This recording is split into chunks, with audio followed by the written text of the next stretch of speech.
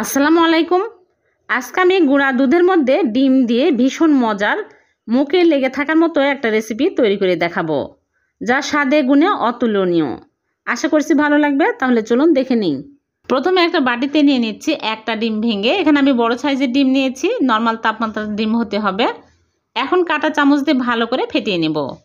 ফেটানো হয়ে গেলে বাটি এক সাইডে রেখে দিচ্ছি। আর এদিকে আরেকটা বোলের মধ্যে নিয়ে নিচ্ছি গুঁড়া দুধ 1.25 কাপ, হাফ কাপের একটু বেশি।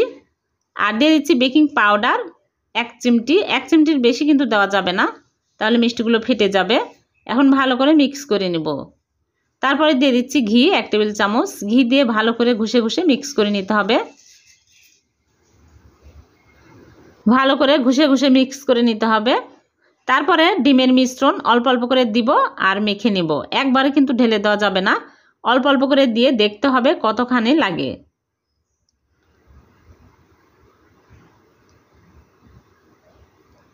এইরকম সফট একটা ডো তৈরি করে নিতে হবে। আর এখানে সম্পূর্ণ ডিম লাগেনি, অর্ধেকটাই বেঁচে গেছে। এখন আমি হাত ধুয়ে হাতে ঘি লাগিয়ে নিয়ে অল্প অল্প করে নিয়ে এরকম করে ছোট ছোট রসমালাই শেপ দিয়ে নিচ্ছি।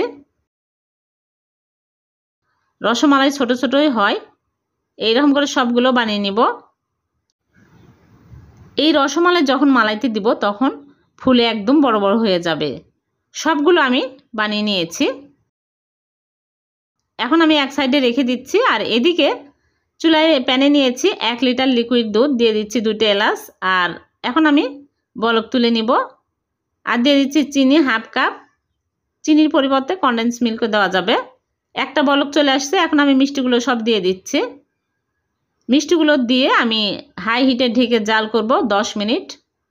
আর উতলে পড়ে যেতে লাগলে এরকম করে বাতাস বের করে আবারও ঢেকে দিতে হবে। 5 মিনিট পর আমি ঢাকনা খুলে এইরকম করে আলতু করে নেড়ে চেড়ে দিব। বেশি নাড়াচাড়া করা যাবে না, তাহলে মিষ্টিগুলো ভেঙে যাবে। আবারও ঢেকে দিচ্ছি।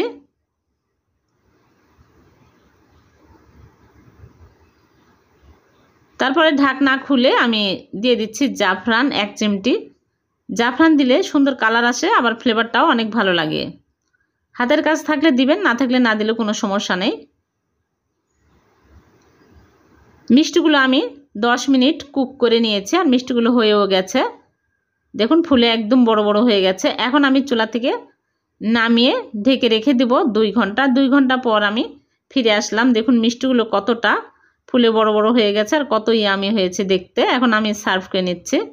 দেখলেন তো কত সহজে হয়ে গেল রসমালাই। এইরকম রসমালাই যদি বাড়িতে বানানো যায় তাহলে দোকান থেকে কেনার কোনোই প্রয়োজন হবে না, একদম দোকানের মতোই পারফেক্ট হয়েছে। আমি একটা দেখাচ্ছি, দেখুন কতটা স্পঞ্জি হয়েছে, ফেটেও যাচ্ছে না, ভেঙেও যাচ্ছে না। দেখুন ভিতরটা কত সুন্দরভাবে কুক হয়েছে। ভালো লাগলে লাইক কমেন্টে বেশি বেশি শেয়ার করে দিবেন, অন্যকে দেখার সুযোগ করে দিবেন। আর এরকম নতুন নতুন রেসিপি পেতে চ্যানেলটিকে সাবস্ক্রাইব করে চ্যানেলের সাথেই থাকবেন। পেজ থেকে দেখে থাকলে পেজটিকে ফলো দিয়ে রাখবেন। আবারও দেখা হবে নতুন কোনো রেসিপিতে। আল্লাহ হাফেজ।